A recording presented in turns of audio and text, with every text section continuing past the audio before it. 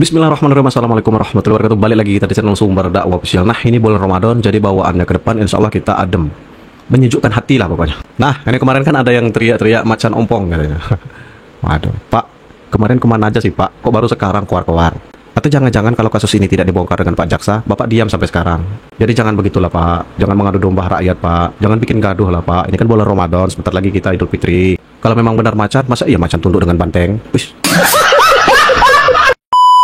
Bukan, maksudnya banteng itu ya seharusnya mangsanya macan, bukan macan ya anak buah banteng.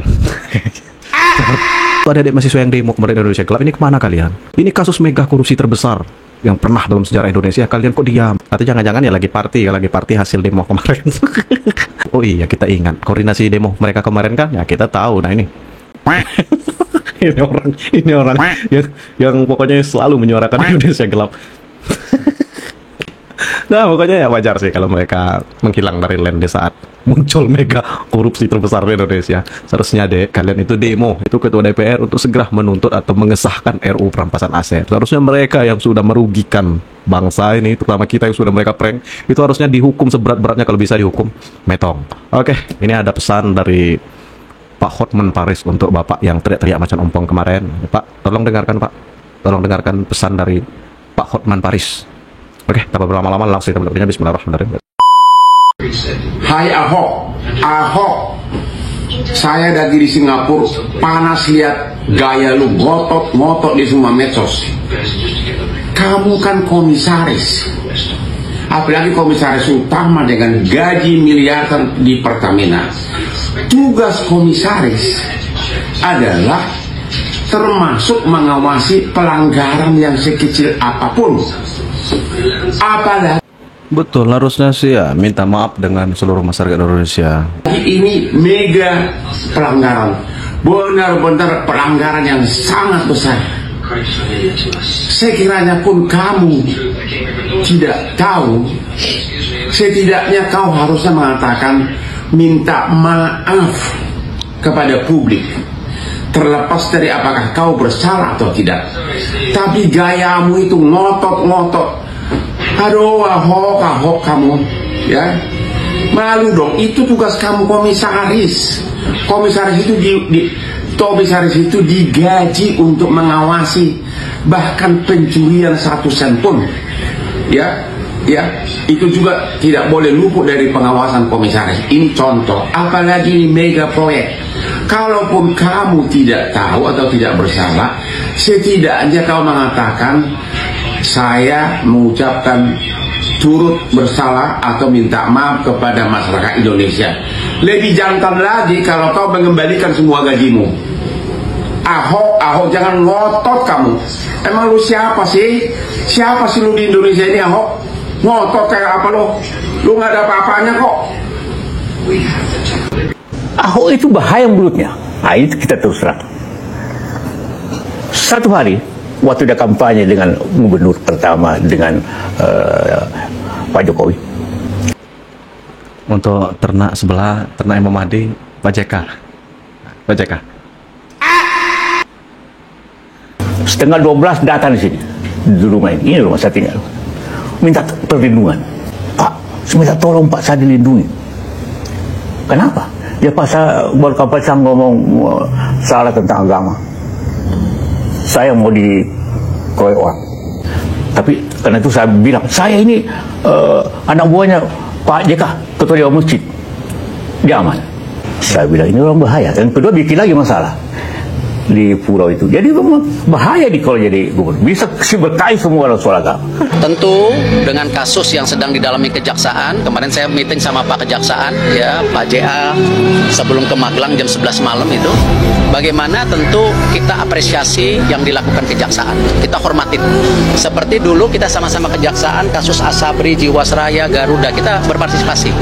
Yang penting, kalau sama dulu juga yang Garuda, jangan sampai nanti ada kasus yang sama, akhirnya Garudanya.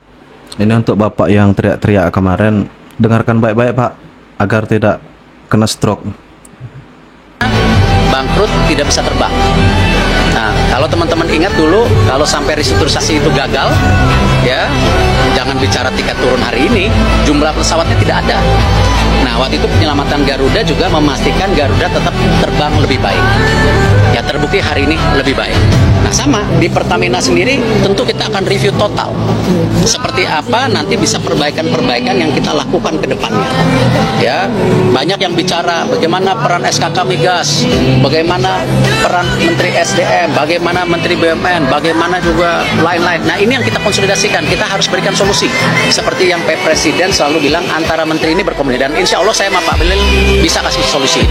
Ya, dan kita sama-sama petakan mana yang kita bisa lebih efisiensikan. Ya, ini ada holding, ada. Ini saya mau ngopi, ini malam sebenarnya, tapi karena menghormati yang puasa, mungkin video ini akan diupload siang, jadi kita tidak ngopi, tidak merokok. Holding. Seperti apa kita review, ya? Apakah ini mungkin ada 1-2 perusahaan yang harus dimergerkan supaya nanti antara kilang dan Patra Niaga tidak ada exchange penjualan, ya? Kita review, nggak apa-apa. Ini kan bagian dari improvisasi. Tetapi kalau kita lihat kondisi Pertamina keuangannya dulu dan sekarang itu jauh lebih baik, pelayanannya lebih baik. Nah, apakah ada kasus-kasus? Saya rasa sama. ASDP juga ada kasus, ya. Tapi jangan sampai persepsinya bahwa ketika ada oknum, ada individu, akhirnya seluruh korporasinya itu dibilang tidak baik. Kita harus jaga loh. Pak Ahok, saya mau bertanya, Anda merasa berhasil atau gagal sebagai Komisaris Utama Pertamina 2019 sampai 2024 dengan adanya kasus korup terbesar di Pertamina yang merugikan negara hampir sebesar 1.000 triliun rupiah? Tolong jawab Pak Ahok. Kalian jangan anggap saya nggak berdaya hari ini ya. Mungkin ada yang anggap saya itu macan ompong di Pertamina karena nggak jadi dirut. Tapi kalian tunggu, waktu akan berputar. Semua catatannya akan saya pegang. Satu hari ganti rezim, mempenjarain kalian semua. Kalian ingat baik-baik kalimat saya, direksi. Saya boleh keluar dari sini, tapi catatan yang saya punya, kalau rezim betul-betul mau membereskan negeri ini dari Migas dan Pertamina, saya berani jamin saya dengan datanya akan penjarakan kalian semua. Oke lah, keren lah Pak Ahok. Mungkin sebagian orang ada menganggap, wow Pak Ahok ini keren, mau buka-bukaan dan segala macam. Tapi menurut saya terlambat. Lebih saya apresiasi lagi kalau dulu dia pada saat Pak Ahok sebagai Komisaris Utama Pertamina buka-bukaan, berani beberkan semua. Kan kata dia punya data, rekaman, dan segala macamnya itu. Pokoknya ya masyarakat bisa menilai lah. Dan masyarakat sekarang sudah cerdas Pak, jadi mohon maaf. Tentang bobnya oknum-oknum Pertamina harusnya dibuka pada saat itu. Kalau sekarang terlambat lah. Negara sudah merugi banyak, masyarakat juga merugi, ya kan? Kok baru buka sekarang setelah Kejaksaan Agung menangkap semua oknum-oknum Pertamina yang korup itu, ya kan? Jadi masyarakat jangan salah kaprah. Yang harusnya mendapat apresiasi tinggi-tinggi dari kita masyarakat harusnya siapa? Ya Kejaksaan Agung yang sudah berhasil mengungkap dan menangkap seluruh pelaku dan pejabat-pejabat korup, ya oknum pejabat korup di Pertamina ini. Kalau tidak, lah yang Pak Ahok ngomong, nggak tahu juga kita. Mau Pak Ahok bilang dia hanya macan ompong, dia tidak berdaya, dia hanya komisaris bukan dirut, itu nggak ada urusan. Dia mestinya sebagai komisaris utama, sebagai pengawas, harusnya benar-benar menjalankan fungsinya, ya kan? Harusnya ketika dia menemukan ada yang salah, ya kan, ada yang tidak benar yang dilakukan oleh direksi ataupun perusahaan Pertamina, dia harus paling vokal untuk menentang itu semua. Agar apa? Agar dia menyelamatkan dari kerugian negara ataupun kerugian Pertamina. Lah kok baru ngomong sekarang? Telat bos. Buktinya nelayan Pak Khalid aja hanya nelayan biasa, ya, tidak punya sumber daya seperti Pak Ahok sebagai komisaris gaji besar dan segala macam. Ya betul. Bisa membereskan pagar laut, ya kan? Sekarang kepala desa Kohot sudah ditahan, sudah jadi tersangka. Jadi asal terus vokal dan bersuara mengungkap kebenaran. Pak Khalid nelayan aja bisa kok, masa Pak Ahok nggak bisa? Nah, pertanyaan besarnya, Pak Ahok sebagai komisaris utama Pertamina 2019-2024, menurut kalian semua dia berhasil apa gagal? Tolong tulis di kolom komentar. Terima kasih. Saya untuk semua, Anda butuh macan sejati, bukan macan sirkus untuk membereskan republik ini. Itu aja ngomong. Tuh Ahok. Kalau ente macan sejati nggak ngundurin diri, macan sejati itu ya nggak nurut sama banteng. Pelan-pelan Pak Sopir. Ya, ente macan ompong cuma ngaum doang, nggak bisa nerekam. Itu masalahnya. Makanya Pak Prabowo lihat ente nggak bisa diandalkan. Mana lu Mahasewa, kok nggak mau turun ke jalan kalian-kalian ini? Diperkirakan hampir 1 kuadriliun. Mohon maaf bang, nggak ada cuannya.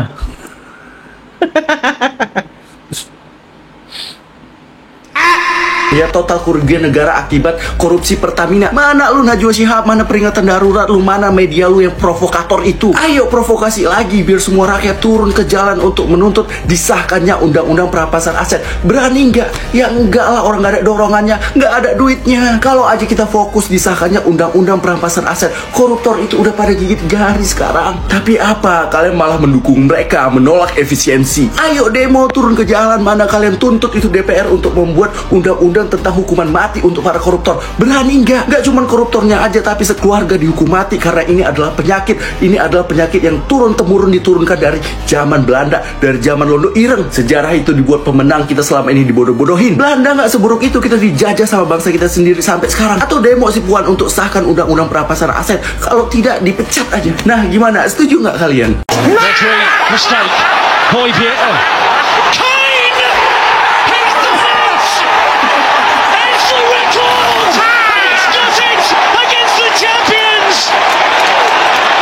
Rob, it just had to be, didn't it?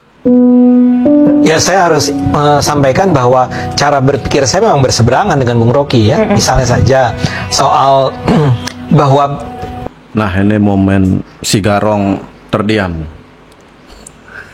Pak Jokowi itu merusak demokrasi Indonesia dengan merusak Mahkamah Konstitusi kan? Saya nggak setuju. Saya merasa bahwa keputusan Mahkamah Konstitusi untuk yang ujung-ujungnya mengizinkan Gibran maju itu bukan urusannya Pak Jokowi, itu urusannya Mahkamah Konstitusi. Kenapa Jokowi nggak batalin? Bagaimana caranya dia membatalkan? Karena dia tidak ngerti political ethics, itu dasarnya. Oke, silakan dijawab Bung Andi. Saya mau bilang bahwa dia menikmati saya bukan sekedar dia nikmati, dia nggak tidak paham setuju dengan tuduhan bahwa yang berada di belakang keputusan Mahkamah Konstitusi tersebut adalah Pak Jokowi. Jadi di situ aja kita udah beda. Dia tidak bisa membuktikan itu, saya juga tidak bisa membuktikan. Saya bisa buktikan. Saya tidak bisa membuktikan. Saya buktikan, saya tidak bisa membuktikan apakah Jokowi memang terlibat di sana. Saya akan buktikan. Gimana caranya Anda buktikan bahwa Jokowi ada di sana? Dengar gitu sekarang. Apa? Logik dari kekuasaan. Enggak, ini jangan logik dong. Buktinya apa? Buktinya apa? Bisa terangin itu bukti. Ya apa. Seseorang yang punya ambisi, dia akan maksimalkan ambisinya. Sampai di situ dulu, bener nggak tuh tesisnya? Tak, buktinya apa? Bukan, saya mulai dengan cara berpikirnya. Ya. Anda punya ambisi, Anda akan ambil kesempatan untuk memaksimalkannya apa enggak tuh? Kesempatan itu adalah sesuatu yang relatif. Yes. Jadi misalnya begini. Tunggu. Nggak, saya mau bilang, no. Anda harus siap. Kasih kesempatan saya selesaikan. Apa istilah, apa yang namanya ambisi? Nggak, saya mau bilang begini. Saya akan berusaha keras agar apa yang saya ambisikan itu tercapai. Tapi semua harus dilakukan dengan cara yang etis. Sekarang itu saya. Jadi saya mulai poin pertama ya. Kalau Anda punya ambisi, Anda akan maksimalkan apa enggak? Dengan cara yang etis ya. Dengan cara yang etis ya. Oke. Kapan cara yang etis itu dipakai oleh seorang yang ambisinya tak tertahankan lagi?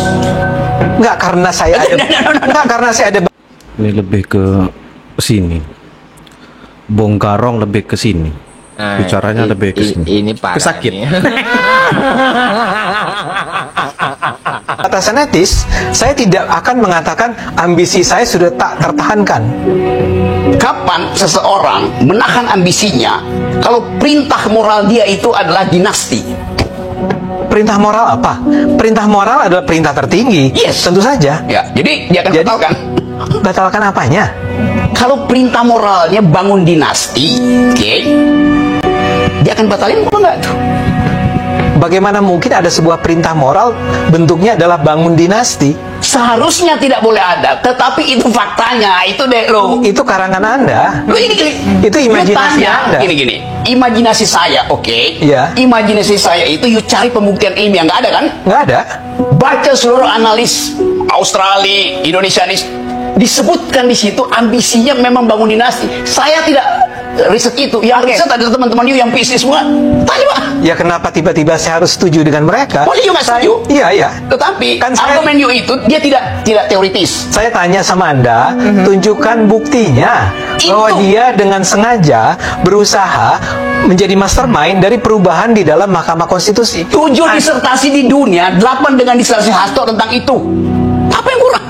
Apa hubungannya dengan Mahkamah Konstitusi? Apa hubungannya dengan Jokowi? Sebut disertasi mana yang kesimpulannya adalah Jokowi itu memastermindi perubahan Mahkamah Konstitusi. Oke. Sebut Google satu. aja. Bahkan mention one. Mention yang bisa dibaca orang Indonesia ya, disertasi Hasto. Enggak, Anda bilang ada 8, ada 7 plus Hasto jadi 8. Nanti gue kirim ke lu Ya. itu. Okay. Sekarang aja di depan Satu, publik. okay. Ini ada siaran langsung di televisi okay. ya. You minta satu, okay. Ya, siapa? Yang bisa dibaca dalam bahasa Indonesia, disertasi Hasto. Bahasa Inggris. Saya mesti sebutkan itu pada seseorang yang secara intelektual. Saya setiap hari membaca jurnal. Saya nggak pernah baca. Saya baca dong saya. Dia nggak pernah baca. Apa Bang jurnalnya Bang? Jurnal itu dikutip di semua artikel. Ya itu apa? You mau tanya judulnya? Iya. Gua Google dulu. Enggak, kenapa Google dulu? Oh ya oke. Silakan Google dulu kalau Anda bisa. Kalau saya terangkan di situ, Iya. orang tanya versinya apa? Versi yang paling bagus itu versinya Hasto. Saya ambil yang tertinggi aja. Coba. Versinya Hasto apa pentingnya? Hasto is not an intellectual. Okay. Dia dapat doktor aja saya ragukan. Nah.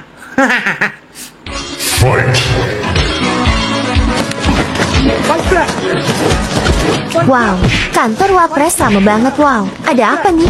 Kaget saya Pak Wapres tadi. Oke.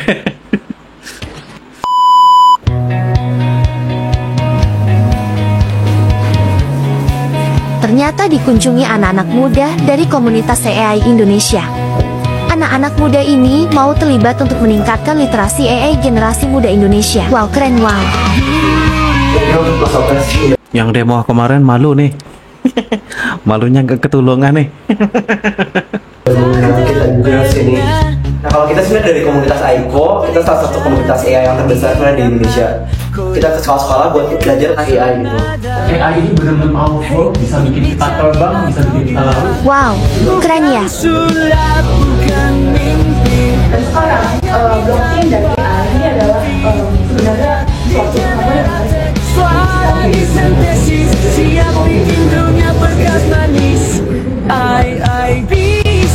Maka orang banyak banget yang antusias banget dengan AI. Jadi kan saya tapi tetap keren, masa depan musik makin masuk ditindaklanjuti di IC-nya siapa, tidak siapa, nanti balik lagi ke pelapor. Kita ini sebagai manusia sering menjauhkan diri dari Tuhan karena tidak jarang melanggar ajarannya.